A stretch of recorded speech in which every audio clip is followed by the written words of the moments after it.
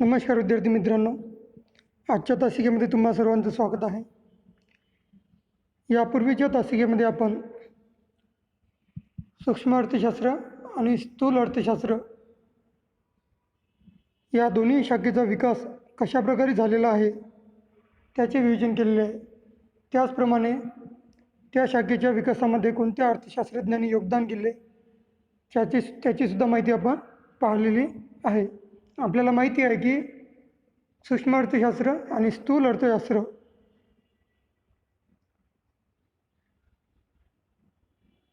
याचा विकास ग्रीक शब्दापासून झालेला आहे. मायक्रोस आणि मॅक्रोस या दोन ग्रीक शब्दापासून सूक्ष्म अर्थशास्त्र आणि स्थूल अर्थशास्त्राचा विकास झालेला आहे.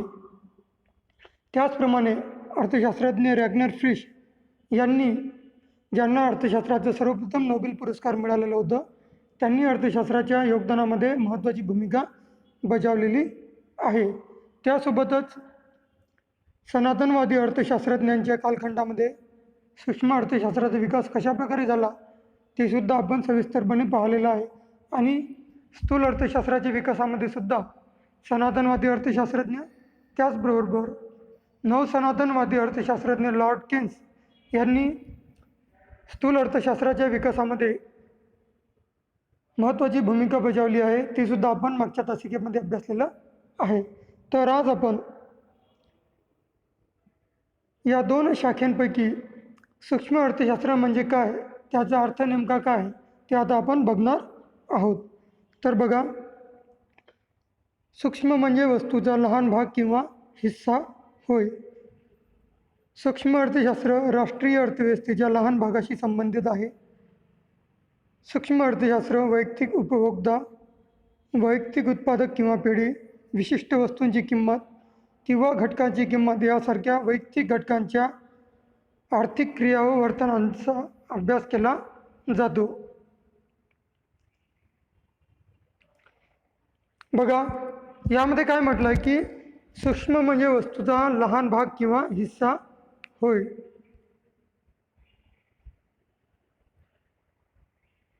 तर एखादी वस्तू असेल आणि वस्तूचे विभाजन लहान लहान भागामध्ये करून त्याचा जसा आपण अभ्यास करतो, त्याचप्रमाणे अर्थव्यवस्थेमध्ये जे वेगवेगळे घटक असतात, राष्ट्रीय उत्पन्न असेल, गुंतवणूक असेल, बचत असेल, उपभोग असेल, विदेशी व्यापार असेल, आयात असेल, निर्यात असेल, ह्या सर्व घटकांचा एकत्रितपणे अभ्यास न करता याचे विभाजन लहान लहान भागामध्ये करून त्या सूक्ष्म भागाचा अभ्यास या सूक्ष्म अर्थशास्त्राच्या शाखेमध्ये करण्यात येतो. जसं जर आपण उदाहरणादाखल पाहिलं की आपल्या देशामध्ये अनेक साखर कारखाने असतील, तर संपूर्ण कारखान्यांच्या अभ्यासावरून आपल्याला ढोबळमानाने माहिती मिळेल. परंतु एखाद्या विशिष्ट कारखान्याची सविस्तरपणे आपल्याला माहिती मिळवायची असेल, त्या कारखान्याचं उत्पादन किती आहे, त्या कारखान्यामधून किती व्यक्तींना रोजगार मिळालेला आहे, त्याचबरोबर त्या कारखान्यावर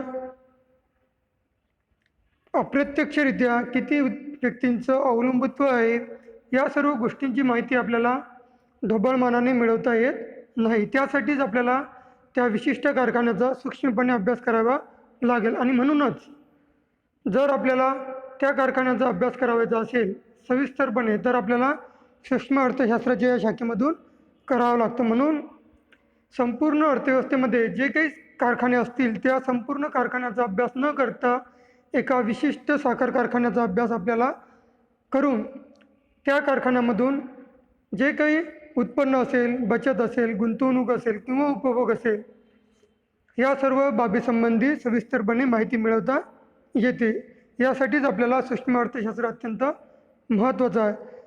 त्यासोबतच या शाखेमध्ये आपल्याला वैयक्तिक उपभोक्ता म्हणजेच काय की एका विशिष्ट व्यक्तीचा जे वेगवेगळ्या वस्तूचा तो उपभोग घेत असेल त्याला काय म्हटलं आहे, वैयक्तिक उपभोक्ता. त्यासोबतच वैयक्तिक उत्पादक किंवा पेढी आता वैयक्तिक उत्पादक म्हणजे काय, की एखादा व्यक्ती असेल आणि तो आपल्या विशिष्ट ठिकाणी एका विशिष्ट वस्तूचं उत्पादन घेत असेल तर त्याला काय म्हटलं आहे, वैयक्तिक उत्पादक. त्यासोबतच वैयक्तिक पेढी. वैयक्तिक पेढी म्हणजे काय, की एखादी पेढी असेल किंवा लहान कारखाना असेल, त्या कारखान्यामधून किंवा पेढीमधून एका विशिष्ट वस्तूचं उत्पादन करण्यात येत असेल त्याला म्हटलं आहे वैयक्तिक उत्पादक किंवा पेढी. त्यासोबतच विशिष्ट वस्तूची किंमत किंवा घटकाची किंमत. आता विशिष्ट वस्तू म्हणजे काय, की बाजारामध्ये असंख्य वस्तू या विक्रीसाठी उपलब्ध असतात, परंतु सूक्ष्म अर्थशास्त्राच्या या शाखेमध्ये संपूर्ण वस्तूची माहिती आपल्याला बघायची नाही. तर त्या विशिष्ट वस्तूची, समजा बाजारामध्ये असंख्य टी व्ही बाजारामध्ये विक्रीसाठी असेल, परंतु त्या एका विशिष्ट टी व्हीची किंमत विचारात घेऊन त्या टी व्हीची उत्पादन किंमत किती आहे, विक्री कितीला आहे, त्यापासून किती नफा मिळालेला आहे, अशा प्रकारे विशिष्ट वस्तूची किंमत किंवा घटकाची किंमत यासारख्या वैयक्तिक घटकांच्या, हे सर्व जे वैयक्तिक घटक आहे, वैयक्तिक उत्पादक असेल, वैयक्तिक पेढी असेल, विशिष्ट वस्तूची किंमत असेल किंवा घटकाची किंमत असेल, यासारख्या वैयक्तिक घटकांच्या आर्थिक क्रिया व वर्तनाचा अभ्यास केला जातो. आता बघा, या सर्व घटकांचा अभ्यास तर केला जातोच, परंतु कोणत्या घटकांचा, तर फक्त आर्थिक क्रिया व वर्तनाचा अभ्यास यामध्ये केला जातो. आर्थिक क्रिया म्हणजे काय, की एखाद्या वस्तूची विक्री ही पैशाच्या स्वरूपामध्ये व्यक्त होत असेल तर ती झाली आर्थिक क्रिया. जर एखाद्या व्यक्तीने दुसऱ्या व्यक्तीला एखादी वस्तू भेट दिली असेल किंवा दान म्हणून दिली असेल, बक्षीस दिलं असेल, तर त्याचा समावेश किंवा त्याचा अभ्यास या शाखेमध्ये करण्यात येत नाही.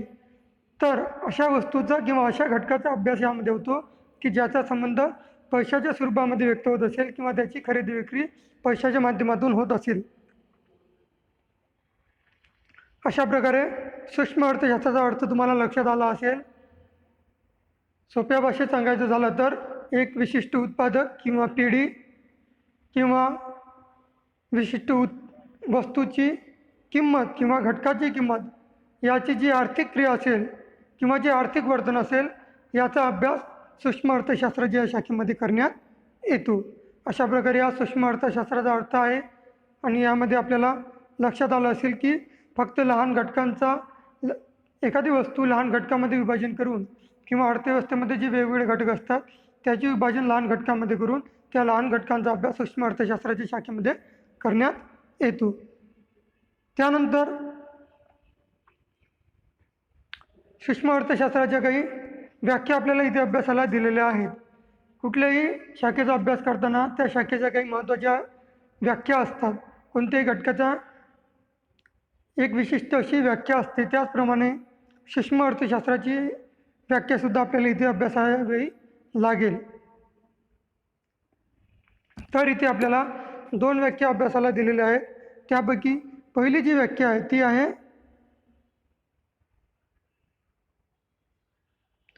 मॉरिस डॉब या अर्थशास्त्रज्ञांची. बघा, या अर्थशास्त्रज्ञांनी आपल्या व्याख्येमध्ये सांगितलं आहे की अर्थव्यवस्थेचे सूक्ष्मदर्शी अध्ययन म्हणजे सूक्ष्म अर्थशास्त्र होय. तर बघा, अत्यंत सरळ आणि सोप्या शब्दात मॉरिस डॉब या अर्थशास्त्रज्ञांनी आपली व्याख्या इथे स्पष्ट केलेली आहे. त्यांनी म्हटलं आहे की अर्थव्यवस्थेचे सूक्ष्मदर्शी अध्ययन, जसं आपण मायक्रोस्कोपच्या माध्यमातून बॅक्टेरिया असेल ते बॅक्टेरिया आपण मायक्रोस्कोपच्या माध्यमातून बघू शकतो, त्याचप्रमाणे अर्थव्यवस्थेमध्ये सुद्धा जे वेगवेगळे घटक असतील, वेगळ्या वस्तूचे उत्पादन करणारे कारखाने असतील, संपूर्ण देशामध्ये जे उपभोक्ते असतील, संपूर्ण देशामध्ये ज्या वस्तू विक्रीसाठी असतील किंवा उपभोग करण्यासाठी असतील, त्या सर्व घटकांचा अभ्यास न करता त्यापैकी विशिष्ट वस्तूची किंवा पेढीची किंवा उत्पादन घटकाचा अभ्यास या शाखेमध्ये जसं आपण सूक्ष्मदर्शकाच्या सहाय्याने त्या बॅक्टेरियाचा अभ्यास करतो, त्याचप्रमाणे सूक्ष्म अर्थशास्त्राच्या शाखेमध्ये सुद्धा त्या वेगवेगळ्या घटकांचा अभ्यास आपण सूक्ष्मदर्शकाच्या सारखा करू शकतो, जेणेकरून आपल्याला त्या विशिष्ट घटकाची सविस्तरपणे माहिती मिळेल. त्या उत्पादन घटकामधून किती वस्तूचं उत्पादन होत आहे, किती व्यक्तींना रोजगार मिळालेला आहे, त्या घटकाचा विकास कशाप्रकारे झालेला आहे, या सर्व बाबीची माहिती आपल्याला सूक्ष्म अर्थशास्त्राचा अभ्यास करताना मिळते. अशा प्रकारे मॉरिस डब यांनी आपली व्याख्या इथे सांगितलेली आहे. त्यानंतर जी दुसरी व्याख्या आहे ती व्याख्या आहे अर्थशास्त्रज्ञ A.P. लर्नर. बघा, दुसरे जे अर्थशास्त्रज्ञ आहे ते आहे अर्थशास्त्रज्ञ A.P. लर्नर. यांनी आपली व्याख्या पुढील प्रमाणे सांगितलेली आहे. सूक्ष्म अर्थशास्त्राद्वारे अर्थव्यवस्थेकडे जणू काही सूक्ष्मदर्शकाद्वारे पाहिले जाते. अर्थव्यवस्थारूपी शरीरातील लाखो पेशी म्हणजेच व्यक्ती आणि कुटुंबे, उपभोक्त्याच्या रूपाने आणि व्यक्ती उत्पादन संस्था उत्पादकाच्या रूपाने अर्थव्यवस्थेच्या संचालनात कशाप्रकारे भूमिका पार पाडतात हे अभ्यासण्यासाठी सूक्ष्मलक्षी अर्थशास्त्र या पेशींकडे जणू काही सूक्ष्मदर्शकातून पाहिले जाते. अशा प्रकारे A.P. लर्नर या अर्थशास्त्रज्ञांनी आपली व्याख्या इथे मांडलेली आहे. तर त्याचा आपण सविस्तरपणे अभ्यास करूया. बघा, त्यांनी असं म्हटलं की जी संपूर्ण अर्थव्यवस्था आहे त्या अर्थव्यवस्थेकडे जणू काही सूक्ष्मदर्शकाद्वारे पाहिले जाते. जसं आपण आधीच्या व्याख्येमध्ये मॉरिस डब यांच्या व्याख्येमध्ये सुद्धा पाहिलं की सूक्ष्मदर्शी अध्ययन, त्याचप्रमाणे यांनी सुद्धा आपल्या व्याख्येमध्ये सांगितलं आहे की सूक्ष्मदर्शकाद्वारे त्या अर्थव्यवस्थेकडे पाहिले जाते. परंतु त्यामध्ये त्यांनी काय सांगितलं की अर्थव्यवस्थारूपी शरीरातील, त्यांनी काय सांगितलं आहे की संपूर्ण अर्थव्यवस्थेला त्यांनी कशाचं स्वरूप दिलं आहे किंवा कशाची उपमा दिलेली आहे, तर शरीराची उपमा दिलेली आहे. आपल्या शरीरामध्ये जसे असंख्य पेशी असतात, रक्तवाहिन्या असतात, त्याचप्रमाणे अर्थव्यवस्थेमध्ये सुद्धा जे वेगवेगळे घटक असतील, उद्योग असतील, उत्पादक असतील, उपभोक्ते असतील, बचत असेल, गुंतवणूक असेल, आयात असेल, निर्यात असेल, ह्या सर्व गोष्टींचा समावेश कशामध्ये होतो, तर अर्थव्यवस्थेरूपी शरीरामध्ये होतो असं त्यांनी म्हटलेलं आहे. आणि यामध्येच जसं आपल्या शरीरामध्ये लाखो पेशी असतात तसेच अर्थव्यवस्थेमध्ये कोण असतात, तर व्यक्ती आणि कुटुंबे. काय असतात अर्थव्यवस्थेमध्ये? व्यक्ती आणि कुटुंबे. तर हे कशाच्या रूपाने? उपभोक्तेच्या रूपाने. म्हणजेच एखाद्या व्यक्तीला विशिष्ट वस्तूची गरज असेल तर तो व्यक्ती ती वस्तू विकत घेईल आणि आपली गरज पूर्ण करेल. त्याला काय म्हटलं आहे? उपभोक्ता, म्हणजे उपभोग घेणारा. आणि त्यासोबतच व्यक्ती आणि उत्पादन संस्था उत्पादकाच्या रूपाने. त्यासोबतच त्यांनी काय म्हटलं आहे? जे व्यक्ती आणि उत्पादन संस्था ते कशा आहे? उत्पादकाच्या रूपाने. म्हणजेच काही व्यक्ती काय करतात? विशिष्ट वस्तूचं उत्पादन करतात. त्यासोबतच कारखान्यामधून सुद्धा वेगवेगळ्या प्रकारच्या वस्तूचं उत्पादन होत असतं. म्हणून व्यक्ती आणि उत्पादन संस्था हे कशाच्या रूपाने? उत्पादकाच्या रूपाने अर्थव्यवस्थेमध्ये कार्यरत असतात. आणि त्यामध्ये या सर्व घटकांचा अभ्यास किंवा यांच्यामुळे अर्थव्यवस्थेच्या संचालनात जी भूमिका आहे ती भूमिका कशाप्रकारे पार पाडतात हे अभ्यासण्यासाठी सूक्ष्मलक्षी अर्थशास्त्र या पेशींकडे जणू काही सूक्ष्मदर्शकाच्या माध्यमातून जसं पाहिलं जातं त्या माध्यमातून पाहतं. म्हणजे आपल्या लक्षात आलं असेल की जसं आपल्या शरीरामध्ये असंख्य पेशी असतात आणि त्या पेशींचे कार्य कसं असतात? वेगवेगळ्या पेशींचे वेगवेगळे कार्य असतात, वेगवेगळ्या स्नायूंचे वेगवेगळे कार्य असतात आणि त्या स्नायूंचे अभ्यास आपण सूक्ष्मदर्शकाच्या साहाय्याने करतो. त्याचप्रमाणे अर्थव्यवस्थेमध्ये सुद्धा जे वेगवेगळे घटक असतील, व्यक्ती आणि कुटुंब संस्था असेल ते उपभोक्त्याच्या रूपाने आणि व्यक्ती आणि पिढी हे उत्पादकाच्या रूपाने अर्थव्यवस्थेच्या संचालनात जी भूमिका बजावतात त्या भूमिकेचा अभ्यास आपल्याला सूक्ष्मदर्शकाच्या माध्यमातून करतो. त्यालाच सूक्ष्म अर्थशास्त्र असे म्हटले गेलेले आहेत. अशा प्रकारे या दोन व्याख्या आपल्याला इथे अभ्यासाला दिलेल्या आहेत. पहिली व्याख्या आहे मॉरिस डॉब या अर्थशास्त्रज्ञांची आणि दुसरी व्याख्या आहे A.P. लर्नर. बघा, मॉरिस डॉब आणि दुसरी व्याख्या आहे A.P. लर्नर. अत्यंत महत्त्वपूर्ण अशा दोन्ही पण व्याख्या आहेत. आणि परीक्षेमध्ये जेव्हा आपल्याला प्रश्न विचारण्यात येईल की सूक्ष्म अर्थशास्त्राचे अर्थ आणि व्याख्या स्पष्ट करून त्याची वैशिष्ट्ये स्पष्ट करा, तर त्यासाठी आपल्याला जो अर्थ आपण पाहिलेला आहे सूक्ष्म अर्थशास्त्र म्हणजे काय, त्यासोबतच ह्या ज्या दोन व्याख्या आपल्याला इथे अभ्यासाला दिलेल्या आहेत त्या दोन व्याख्या अत्यंत महत्त्वपूर्ण आहे. त्यानंतर विद्यार्थी मित्रांनो, आता आपण बघूया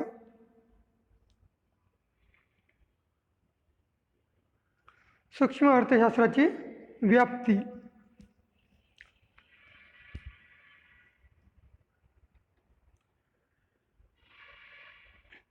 तर सूक्ष्म अर्थशास्त्राची व्याप्ती म्हणजे काय की या शब्दावरून आपल्या लक्षात आलं असेल की या शाखेने किंवा सूक्ष्म अर्थशास्त्राने कोणते कोणते अर्थव्यवस्थेचे भाग व्यापलेले आहेत, त्यालाच म्हटलं आहे सूक्ष्म अर्थशास्त्राची व्याप्ती.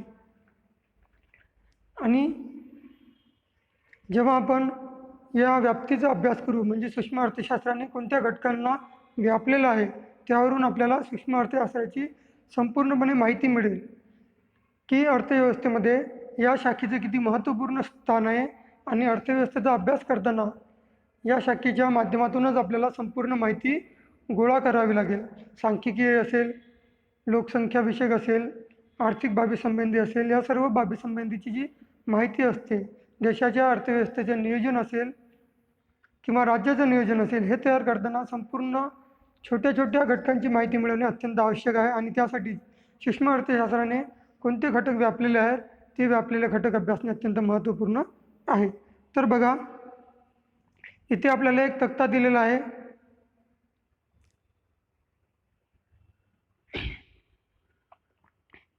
तर त्या तक्त्यामध्ये आपल्याला सूक्ष्म अर्थशास्त्राची व्याप्ती इथे दर्शवलेली आहे. त्याचे 3 भाग पडतात.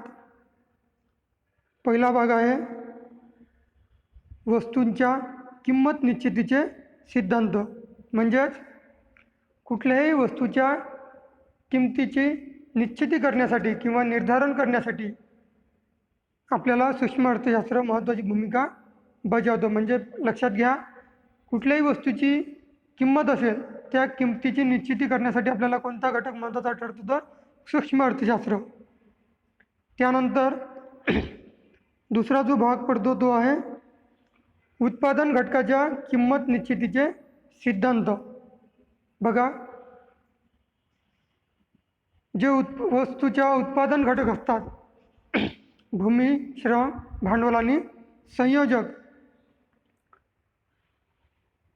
हे जे घटक आहे उत्पादनाचे घटक, या घटकांच्या किंमत निश्चितीसाठी सुद्धा आपल्याला सूक्ष्म अर्थशास्त्र अत्यंत महत्त्वपूर्ण भूमिका बजावतो. म्हणजेच उत्पादकाची, भांडवलाची, संयोजकाची किंवा भूमीची, या चारही घटकाची किंमत निश्चिती करण्यासाठी आपल्याला जे सिद्धांत सांगितलेले आहेत ते सिद्धांत सूक्ष्म अर्थशास्त्राच्या माध्यमातून सांगितलेले आहे. आणि तिसरा जो भाग आहे तो आहे आर्थिक कल्याणाचे सिद्धांत. बघा, कुठल्याही अर्थव्यवस्थेचा अंतिम भाग म्हणजे आर्थिक कल्याण.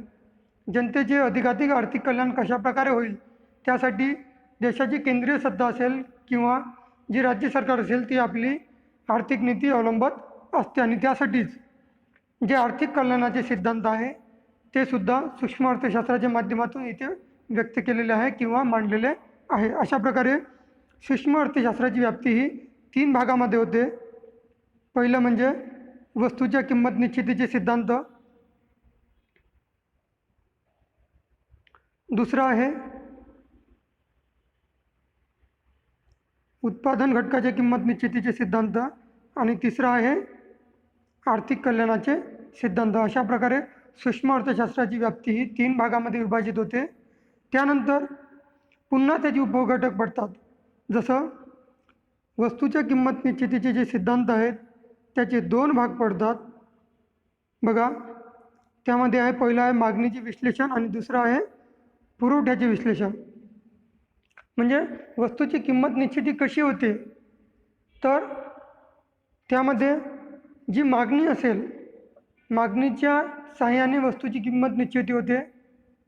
आणि त्याचे जे सिद्धांत आहेत, मागणीचे जे सिद्धांत आहेत त्याचा समावेश वस्तूच्या किंमत निश्चितीच्या सिद्धांतामध्ये होतो. आणि दुसरी जी बाजू आहे वस्तूची किंमत निश्चित करण्यासाठी, जी दुसरी जी बाजू आहे ती आहे पुरवठ्याची बाजू. म्हणजेच कुठल्याही वस्तूची किंमत निश्चिती करण्यासाठी मागणी आणि पुरवठा हे दोन घटक अत्यंत महत्त्वपूर्ण असतात. आणि म्हणूनच जी वस्तूची किंमत निश्चितीचे सिद्धांत आहे त्यामध्ये दोन भाग पडतात. एक आहे मागणीचे विश्लेषण आणि दुसरं आहे पुरवठ्याचे विश्लेषण. म्हणजेच आपल्याला जेव्हा एखाद्या वस्तूची किंमत काढायची असेल किंवा एखाद्या वस्तूची किंमत किती आहे बाजारामध्ये, त्या वस्तूची किंमत कशी ठरते याचा अभ्यास करण्यासाठी त्या वस्तूचा मागणी आणि त्या वस्तूचा पुरवठा ह्या दोन्ही घटकाचा अभ्यास करावा लागतो. जसं शेतीच्या हंगामामध्ये एखाद्या विशिष्ट वस्तूचं उत्पादन झालं असेल शेतीमधून आणि ते जेव्हा आपण बाजारामध्ये विक्रीसाठी आणतो, तेव्हा ते बाजारामध्ये विक्रीसाठी आणल्यानंतर जेव्हा त्या वस्तूची मागणी किती आहे त्या कालावधीमध्ये, जेव्हा ती वस्तू बाजारामध्ये विक्रीसाठी आणली त्या कालावधीमध्ये त्या वस्तूची मागणी किती आहे आणि त्या वस्तूचा पुरवठा किती आहे, या दोन्ही घटकांचा अभ्यास आपल्याला या शाखेमध्ये वस्तूच्या किंमत निश्चितीच्या शाखेमध्ये करावा लागतो. त्यानंतर दुसरा जो भाग आहे तो आहे उत्पादन घटकाची किंमत निश्चिती सिद्धांत. तर यामध्ये 4 प्रकार पडतात. वस्तूच्या उत्पादन घटकाचे जे 4 प्रकार आहेत, भूमी, श्रम, भांडवल आणि संयोजक, अशा प्रकारे उत्पादनाचे 4 घटक आहेत. आणि त्याला जो मोबदला दिला जातो तो मोबदला म्हणजेच खंड, वेतन, व्याज आणि नफा. बघा, भूमीला जो मोबदला दिला जातो त्याला खंड असे म्हटले जाते. त्यानंतर श्रमाला जो मोबदला दिला जातो त्याला वेतन असे म्हटले जाते. भांडवलाला जो मोबदला दिला जातो त्याला व्याज असे म्हणतात. आणि जो संयोजक असतो ह्या तिन्ही घटकाचं एकत्रीकरण करून संपूर्ण घटकाच्या जो नियोजन करतो त्याला संयोजक असे म्हटलं गेलेलं आहे. आणि त्याला जो त्याच्या कामाचा जो मोबदला मिळतो त्याला म्हटलं आहे नफा. अशा प्रकारे उत्पादन घटकाचे जे 4 घटक आहेत त्या 4 घटकांना जो मोबदला मिळतो त्यालाच म्हटलं आहे खंड, वेतन, व्याज आणि नफा. आणि या घटकांचा अभ्यास करण्यासाठी किंवा याचे जे मोबदले आहेत हे निश्चित करण्यासाठी आपल्याला सूक्ष्म अर्थशास्त्राची जी शाखा आहे ती महत्त्वाची भूमिका बजावते. म्हणून उत्पादन घटकाच्या किंमत निश्चितीचे सिद्धांत आहे त्या किंमत निश्चितीच्या सिद्धांतामध्ये 4 घटक पडतात: खंड सिद्धांत, वेतन सिद्धांत, व्याज सिद्धांत आणि नफा सिद्धांत. अशा प्रकारे प्रत्येक घटकाचा मोबदला कशा प्रकारे ठरवायचा याचा अभ्यास आपल्याला सूक्ष्म अर्थशास्त्राच्या शाखेमध्ये करावायचा आहे. त्यानंतर विद्यार्थी मित्रांनो, आपल्याला तिसरा जो भाग आहे तो आहे आर्थिक कल्याणाचे सिद्धांत.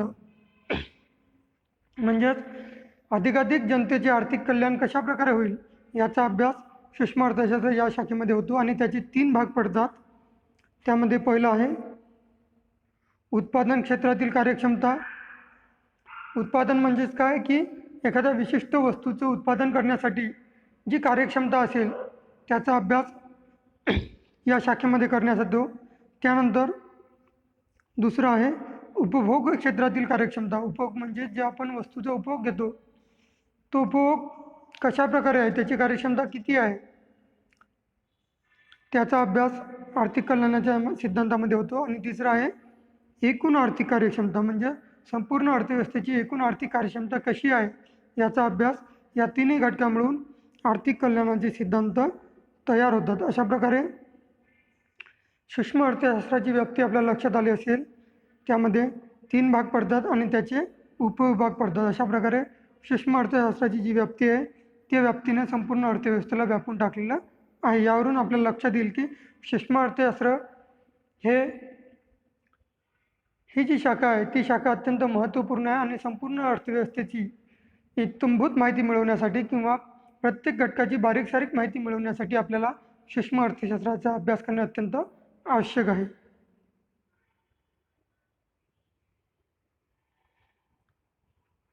अशा प्रकारे